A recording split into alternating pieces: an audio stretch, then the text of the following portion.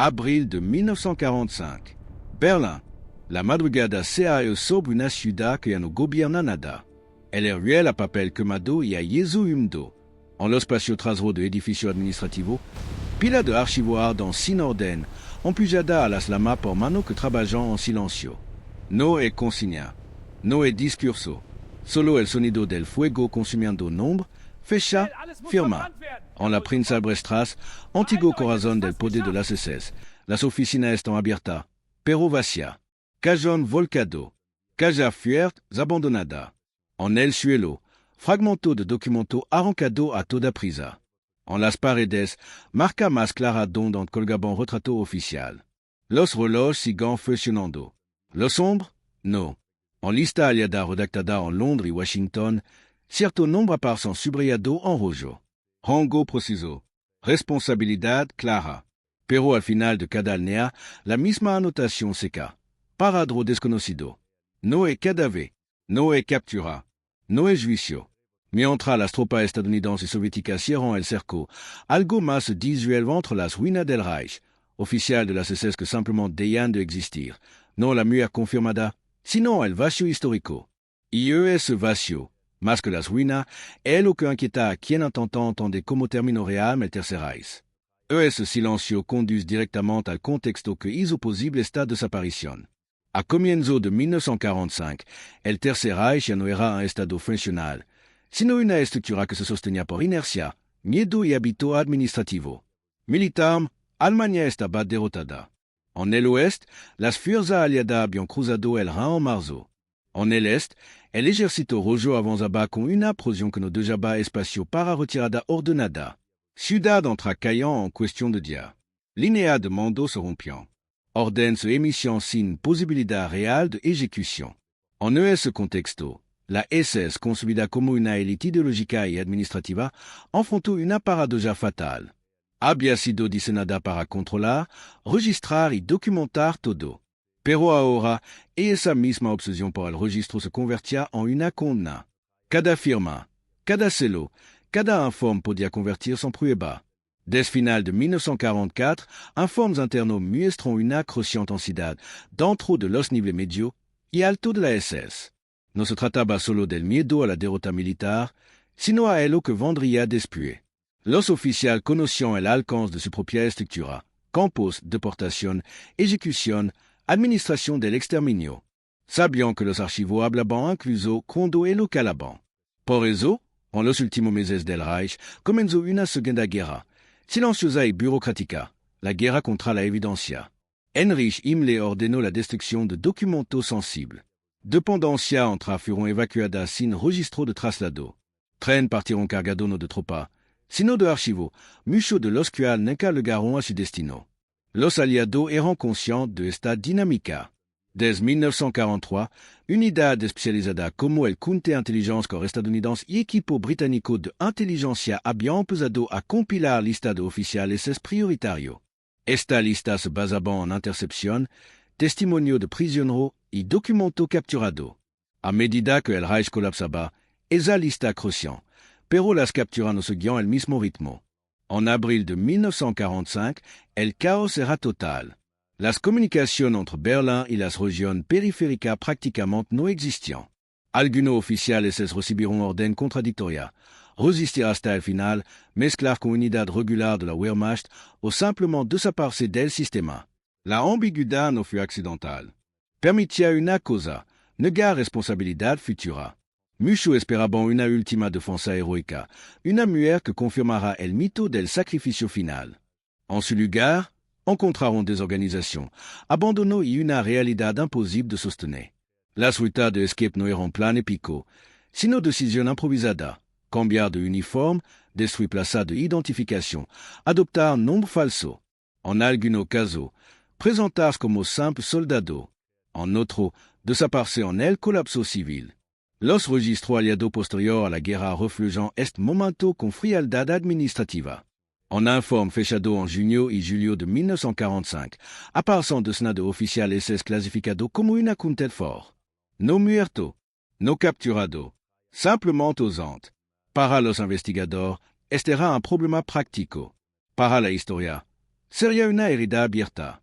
Por sin cuerpo, sin juicio y sin confusión, la narrativa del final del Reich quedaba incompleta. Y esa incompletud comenzaba no la derrota militar, sino la forma en que la SS había sido construida desde el principio, como una organización capaz de desaparecer hacia dentro de su propio sistema. Para entender por qué tanto pudieron desvanecer sin dejar rastro, es necesario observar más de cerca cómo funcionaba la SS y qué tipo de hombre la componían. La Schutzstaffel no fue construida únicamente como una fuerza armada. Dès su expansión en la década de 1930, se transformó en una red administrativa, ideológica y policial que penetraba cada nivel del Estado alemán. Para 1944, la SS controlaba campos de concentración, oficina de reasentamiento, unidad militar de combat, servicio de inteligencia y departamento económico. Esta estructura fragmentada, pero interconectada, otorgaba a su oficial una ventaja decisiva en el colapso, movilidad y conocimiento del sistema. A diferencia de la Wehrmacht, cuyo oficial estaba registrado dentro de jerarquía militar convencional, mucho oficial de las SS operaban en zona gris. Un mismo hombre podía ser administrador civil por la mañana, oficial de seguridad por la tarde y enlace político por la noche. Su identidad no siempre estaba ligada a un frente específico. Esto hacía que, en 1945, rastrear su paradero fue extraordinariamente difícil. Los rangos dentro de la SS no solo representaban autoridad militar, sino pertenencia ideológica. Ser oficial significaba haber pasado por proceso de selección, adoctrinamiento y lealtad personal al régimen. Sin embargo, ese mismo adoctrinamiento no siempre incluía una aceptación del sacrificio final. Muchos creyeron en la victoria, otros creyeron en la supervivencia. En los meses final, se observa un patrón documentado en archivo aliado y soviético, oficial de rango medio Obsturmführer, Sturmbannführer, Obersturmbannführer, desapareciendo de los registros de manera sistemática. No se trata de general visible ni de soldado anónimo, sino de hombre lo suficientemente importante como para ser buscado, pero no lo suficientemente famoso como para ser reconocido fácilmente. Los informes del Servicio de Investigación de Crimen de Guerra estadounidense señalan que, en muchos casos, estos oficiales destruyeron deliberadamente cualquier documento que los vinculara con función específica. Uniformes SS fueron enterrados o quemados. Insignia retirada. Documentación personal fragmentada. Algunos adoptaron identidad civil usando papel falsificado que el propio aparato del Reich había producido durante una operación encubierta. La expectativa que muchos de estos hombres habían cultivado durante la guerra era clara. Pertenecer a la SS significaba formar parte de una élite destinada a moldear el futuro de Europa. La realidad de 1945 fue la inversión total de ese mito. El uniforme que había otorgado poder se convirtió en una sentencia. La lealtad ideológica se transformó en evidencia incriminatoria. Archivo soviético, abierto parcialmente décadas después, confirman que algunos oficiales SS fueron capturados sin que su identidad real fuera detectada de inmediato. Clasificados como prisioneros de guerra común, desaparecieron dentro del sistema de campos, muriendo años más tarde sin haber sido identificados formalmente. Otros nunca fueron capturados en absoluto. La ausencia de un registro centralizado tras el colapso alemán permitió que estos vacíos se perpetuaran. Las listas de búsqueda aliadas se basaban en información incompleta, mientras que la población civil desplazada ofrecía un mar de anonimato perfecto. Millones de personas se movían por Europa sin documento claro. En ese caos, un oficial SS con disciplina administrativa sabía exactamente cómo volverse invisible. Así, la maquinaria que había sido diseñada para controlar población terminó ofreciendo a alguno de su propio arquitecto una salida inesperada. No heroica, no gloriosa, simplemente eficaz. Esa eficacia, sin embargo, tuvo múltiples dimensiones humanas, táctica y moral, que solo pueden comprenderse observando el fenómeno desde distintos ángulos. Desde el ángulo humano, la desaparición de oficial de las SS no fue un acto colectivo uniforme, sino una suma de decisiones individuales tomadas bajo presión extrema. Algunos habían pasado más de una década dentro del sistema, construyendo cara atrás sobre la certeza ideológica de pertenecer a una élite destinada a gobernar. En 1945, esa certeza se desmoronó. Lo que quedó fue miedo, cálculo y, en muchos casos, silencio. Los testimonios de posguerra recogidos por investigadores aliados revelan un patrón psicológico recurrente. Muchos de estos oficiales no se percibían a sí mismos como criminal, sino como funcionarios atrapados a una maquinaria que ya no existía. Y esa autoimagen facilitó la vida. No se veían huyendo de la justicia, sino sobreviviendo al colapso de un Estado al que habían servido. Desde el punto de vista operativo, la SS ofrecía herramientas que ninguna otra organización alemana poseía en ese momento. Durant años, había desarrollado sistemas de documentación paralelo, identidad encubierta y ruta de traslado designada para operación secreta. En el caos de 1945, esos mismos mecanismos se reutilizaron para la evasión personal. No se trató de una conspiración centralizada, sino del uso descentralizado de conocimiento compartido. El ángulo táctico muestra cómo muchos oficiales evitaron los puntos de captura aliados de forma deliberada. En lugar de dirigirse al oeste para rendirse a fuerza estadounidense o británica, algunos se desplazaron hacia zona rural, se integraron en flujo de refugiados o permanecieron ocultos durante semanas hasta que la presión disminuyó. Otros eligieron el lo contrario, entregarse temprano, pero bajo identidad falsa, confiando en que la saturación de prisioneros impediría una verificación profunda. Existe también el ángulo administrativo. Oficial responsable de registro comprendían mejor que nadie cómo funcionaban las listas de búsqueda. Sabían que datos faltaban, que nombres eran comunes y que lagunas existían entre jurisdicción aliada. Cambiar un nombre, eliminar un segundo apellido, modificar una fecha de nacimiento, podía ser suficiente para desaparecer en un continente devastado. En contraste con lo que muchos habían esperado durante la guerra, una derrota seguida de una resistencia final o un martirio ideológico, la experiencia real fue prosaica y desprovista de épica. No hubo discurso final. No hubo uniforme planchado. Hubo ropa civil, documento incompleto y larga caminata entre civil desplazado. Es contraste entre la expectativa de grandeza y la realidad de anonimato forzado marca una de las transformaciones más profundas del final del régimen. La SS, que había cultivado una identidad basada en la visibilidad del poder, terminó produciendo hombres que sobrevivieron precisamente al volverse invisibles. Pero esta invisibilidad no solo tuvo dimensión humana y operativa, también generó consecuencia moral, política y judicial que los vencedores de la guerra tuvieron que enfrentar. Desde el ángulo moral, la desaparición de oficial de la SS planteó un problema que iba más allá de la logística de la posguerra. Para los aliados, la victoria no se definía únicamente por la ocupación territorial, sino por la afirmación de un principio, que la responsabilidad individual no podía diluirse en el colapso de un régimen. Cada nombre representaba una grita en esa promesa. Los equipos de investigación aliados se enfrentaron rápidamente a una realidad incómoda. La magnitud de los crímenes superaba con creces la capacidad de identificación inmediata. Los juicios de Nuremberg, aunque histórico, solo podían abarcar a una fracción de los responsables. Por cada acusado sentado en el banquillo, existían decenas cuyos expedientes estaban incompletos o vacíos. Oficiales de las SS que nunca fueron encontrados se convirtieron en símbolo de una justicia necesariamente selectiva. Desde el punto de vista aliado, la casa de estos hombres fue desigual y fragmentada. Estados Unidos, el Reino Unido, Francia y la Unión Soviética operaban con prioridad distinta. Los estadounidenses tendían a centrarse en estructura administrativa y responsabilidad documentada. Los soviéticos, en cambio, priorizaban la neutralización inmediata de amenaza y el control territorial. Esta diferencia produjo vacío. Un oficial que escapaba a una zona de ocupación podía desaparecer para siempre del radar de otra. El ángulo del enemigo, la mirada retrospectiva dentro del aparato derrotado, muestra una ruptura ideológica silenciosa.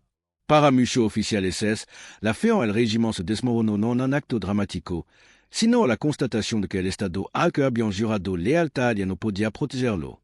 La ideología, diseñada para ser absoluta, demostró ser frágil cuando dejó de ofrecer seguridad personal.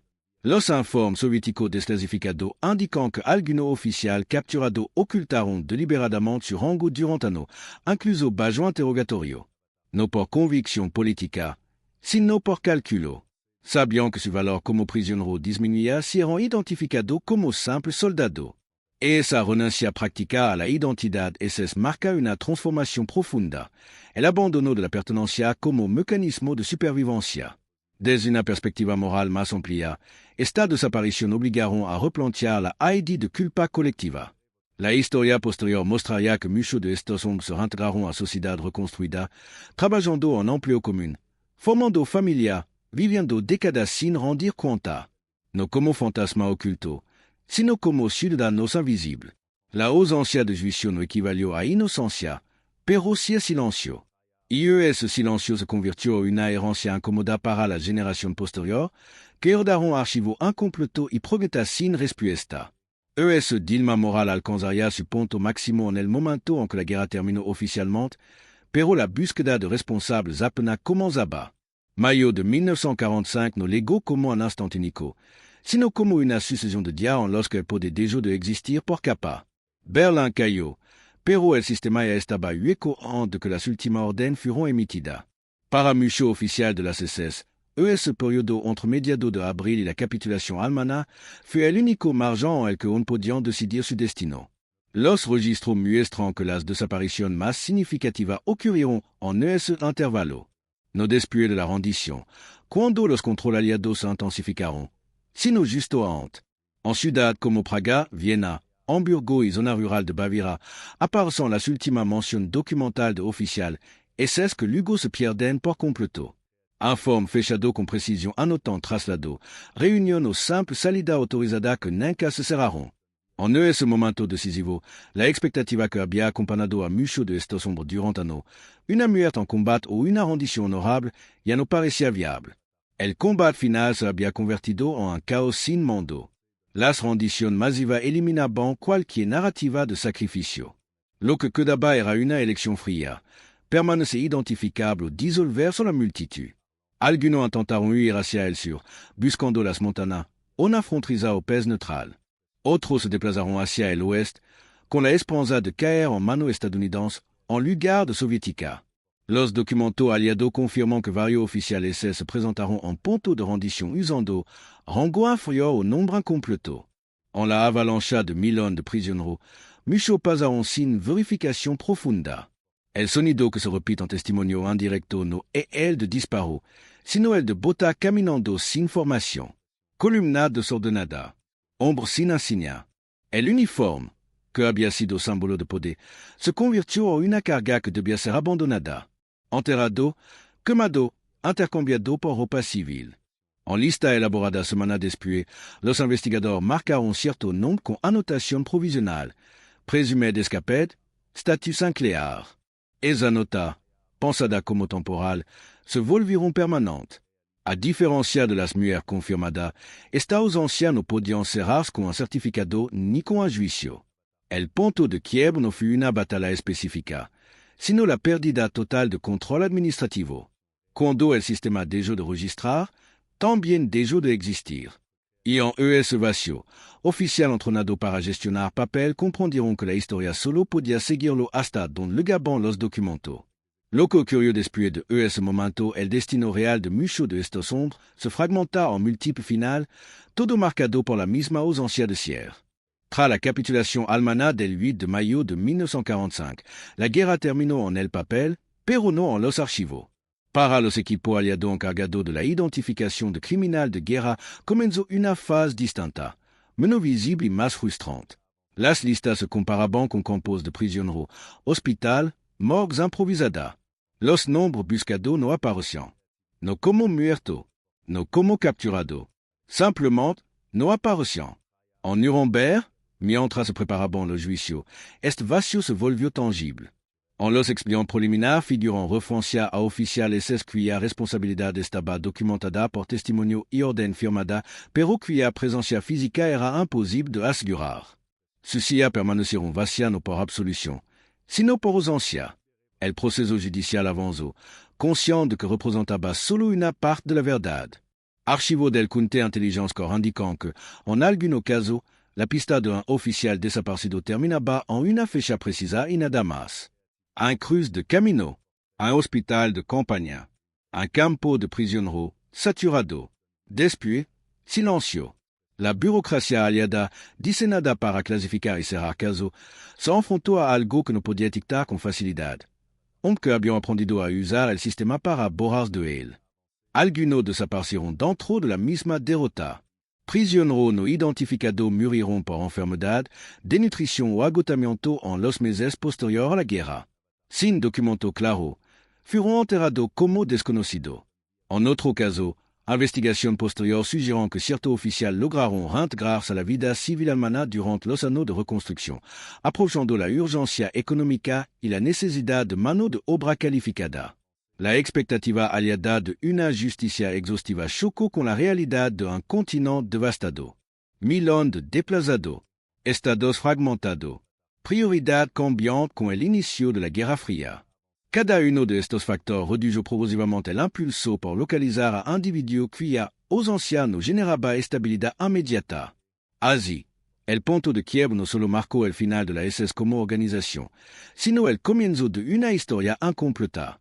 Una en la que la victoria militar no garantizó la visibilidad total de los responsables. El silencio administrativo se convirtió en una forma involuntaria de protección.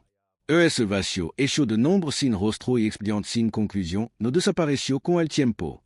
Se trasladó intacto a la posguerra, influyendo en cómo se recordaría el conflicto y en el que quedaría sin respuesta durante décadas.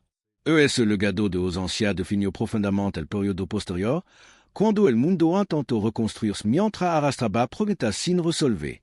En los meses y años posteriores a la guerra, la desaparición de oficiales de las SS dejó una huella silenciosa en los esfuerzos de justicia internacional. Los juicios de Nuremberg establecieron un precedente fundamental, pero también evidenciaron su propio límite.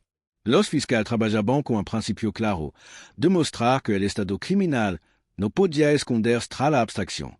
Sin embargo, ese principio se debilitaba cada vez que un responsable no podía ser localizado.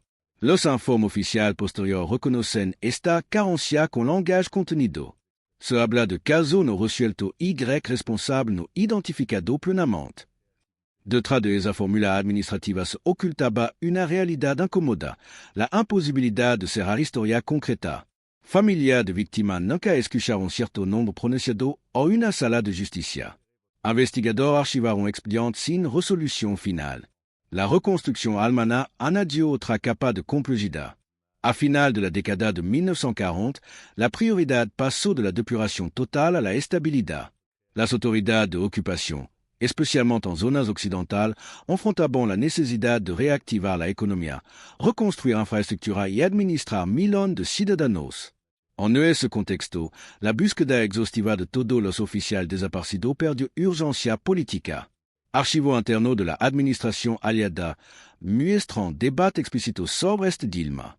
La persecución absoluta podía prolongar el caos. El olvido selectivo ofrecía una forma rápida de normalización. No se trató de una amnistía declarada, sino de una disminución progresiva del esfuerzo. Muchos expedientes quedaron suspendidos, no por falta de prueba, sino por falta de prioridad. Mientras tanto, algunos de los hombres buscados reaparecieron de forma indirecta en la vida civil. No como figura pública, sino como técnico, administrador o empleado anónimo. Estudio histórico posterior han documentado casos en los que exmiembros de las SS trabajaron en industria clave durante el milagro económico alemán, sin que su pasado fuera investigado a fondo.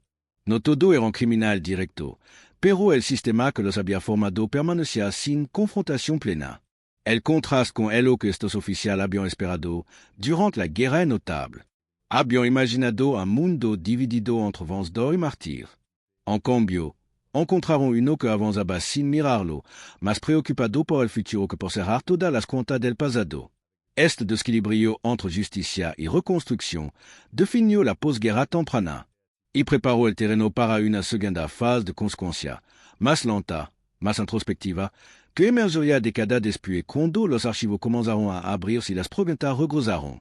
Con el paso de los años, la desaparición de oficiales de las SS dejó de ser una urgencia operativa y se transformó en un problema histórico. A medida que Europa se estabilizaba y la Guerra Fría redefinía prioridad, muchos expedientes quedaron archivados sin resolución formal. No cerrado, simplemente detenido. El silencio administrativo se convirtió en una forma de conclusión tácita. Durante las décadas de 1950 y 1960, nuevas generaciones crecieron en una Alemania reconstruida, mientras los nombres permanecían confinados a archivos poco consultados. Sin embargo, el pasado no desapareció. Investigador, periodista e historiador comenzaron a detectar inconsistencia. Orden firmada por hombre que nunca fueron juzgado. Testimonio que señalaban a responsable sin que existiera una biografía posterior. La historia oficial tenía hueco visible.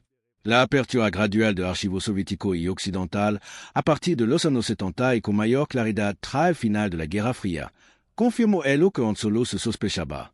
Algunos oficiales desaparecidos habían muerto bajo custodia sin ser identificados. Otros habían logrado rehacer su vida bajo identidad modificada. Y en muchos casos, simplemente no existía información suficiente para llegar a una conclusión definitiva. Estos descubrimientos no ofrecieron alivio completo. Por cada caso esclarecido, surgió un nuevo interrogante. ¿Cuántos nunca fueron encontrados? ¿Cuántos vivieron décadas sin enfrentar consecuencias? La cifra exacta sigue siendo objeto de debate académico, precisamente porque la ausencia de datos impide la certeza. La expectativa de una narrativa cerrada con responsables identificados y condenados se enfrentó a una realidad más compleja. La historia no siempre ofrece final claro. A veces, solo deja rastro parcial y silencio persistente. En el caso de los oficiales de las SS que nunca fueron encontrados, ese silencio se convirtió en parte integral del legado del conflicto. Las consecuencias no fueron solo jurídicas, sino moral. Sociedades entières aprendieron a convivir con la idea de que la justicia podía ser incompleta sin dejar de ser necesaria. Que la memoria histórica debía construirse incluso cuando faltaban nombre y rostro. Ese reconocimiento preparó el terreno para una reflexión más profunda, no sobre lo que se resolvió, sino sobre lo que nunca pudo resolverse del todo. El final del Tercer Reich dejó ciudad en ruina, frontera redibujada y millones de vidas trancadas. Pero también dejó algo menos visible, ausencia que no pudieron ser nada con juicio, sentencia o certificado de defunción.